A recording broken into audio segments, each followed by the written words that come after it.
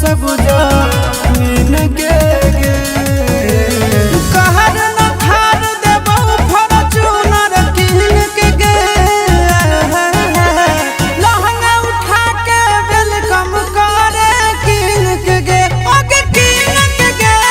कहर न थार देबो फॉर्च्यूनर किन के गे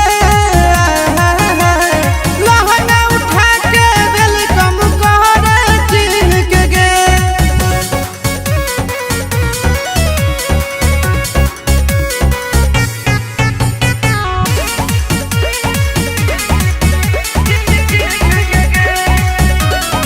गे छोड़ी मुँह देखाई में हार देबो तोरे गहल चुमाई में कहर देबो तनी ओठ के ओठ से मिले दे बदले में पूरा बिहार देबो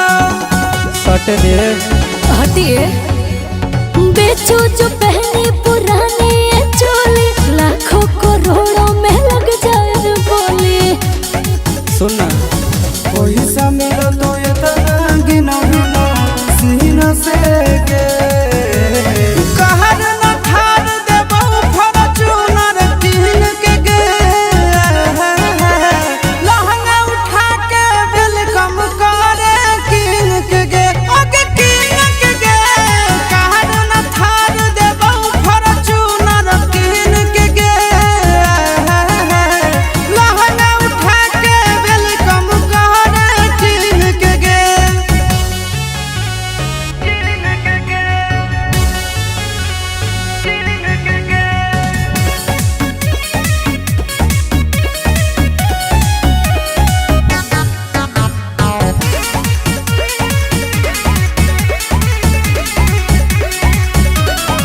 गे छोड़ी गोले गोले पतरी कमरिया हिला हिल जाए के चाहे गे अजला हाल किला आज शाम में जाम पे जाम पिला खुश कर दे रंग बजा के दिला हे रंगबाजी जी बाबू सुनिए किसका एगो ये नंदन आशीष जी फिल्मी हीरोइन से ज्यादा है किस जी पूरा बैंक ले ले चिंटू राजा दे दो सब सीन के गे